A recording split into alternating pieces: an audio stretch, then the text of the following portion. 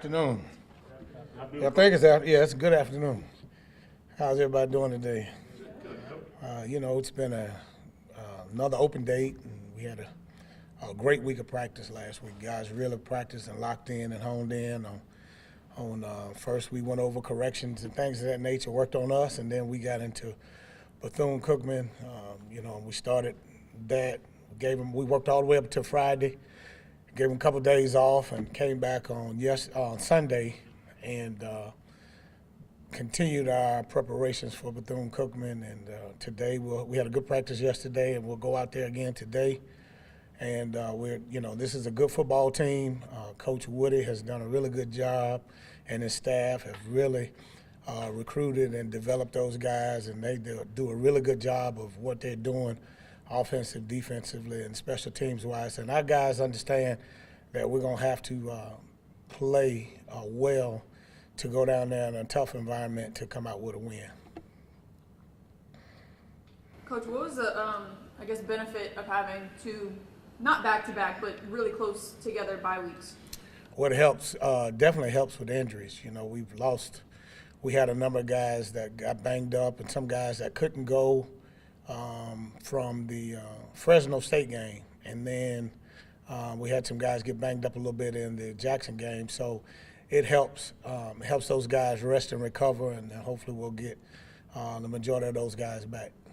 You have an update on Jalen Woods? Could he possibly see some playing time? Well, he's practicing. He started practicing last week, actually, and we're just waiting to see how he progresses every single day. So we're not ruling it out, but we'll see how it goes. And again, the doctor will always give us he's cut loose and he can go and all that good stuff. But he looks good out there moving around and stuff like that. And he's happy to be out there, and you can tell that he's really trying to get back into the flow of things. So it's good to see him out there.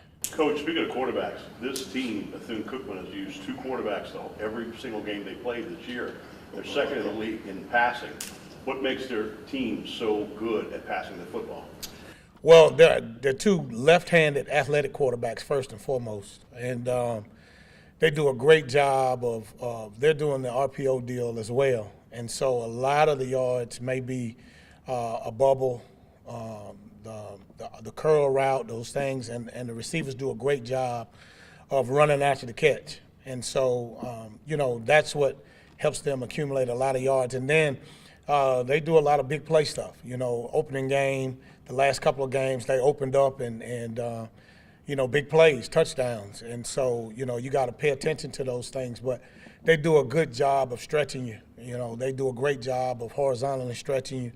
And if you don't have the numbers, the quarterbacks are doing a great job of just taking what the defense is giving them. So, those guys are doing a good job with that. And I know Cam Ransom, the starting quarterback, he got banged up a little bit last week against Alabama State, but I'm sure that he'll probably be back this week. But McClain is a very capable quarterback as well. And then his number 3, he's a right-handed quarterback. His name escapes me right now, but he does a good job. He came in a little bit last week with McClain after Ransom went out. So they've done a good job of getting those guys that fit what they're trying to do schematically.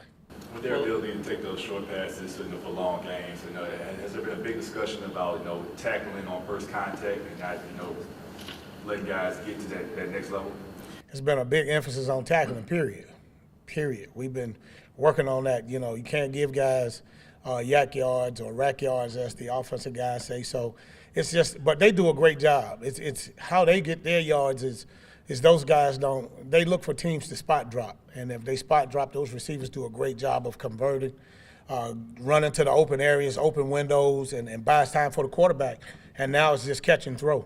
So you gotta do a better job. You gotta do a really good job of making sure that we match up with those guys and make sure that they don't just run free. And again, you gotta have some pressure on the quarterbacks as well, because those guys, if you don't get pressure on them and they can stand back there and find those open guys, then that's what makes those guys really effective. Will Horatio Johnson be available? Has he practiced this week? He should be available.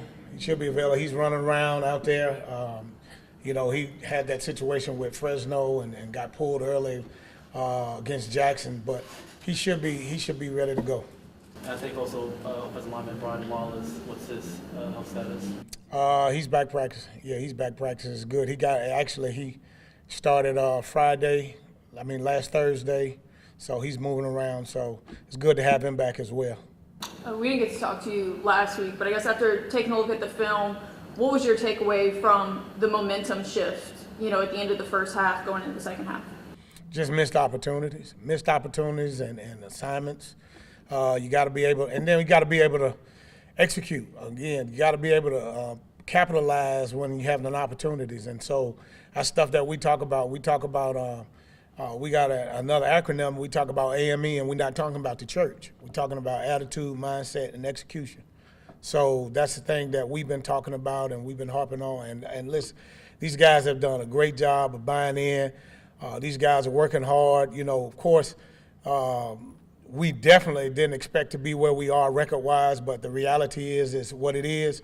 But these guys are fighting hard. They're coming to work every day and putting it all on the line. And I tell them, just continue to do what we're doing and clean up some of the things that we're doing, and this thing will flip. So, of course, we're focusing on this game and what we got to do here. So the challenge is to be better this week in everything that we do in order for us to give ourselves a really good chance of winning the ball game.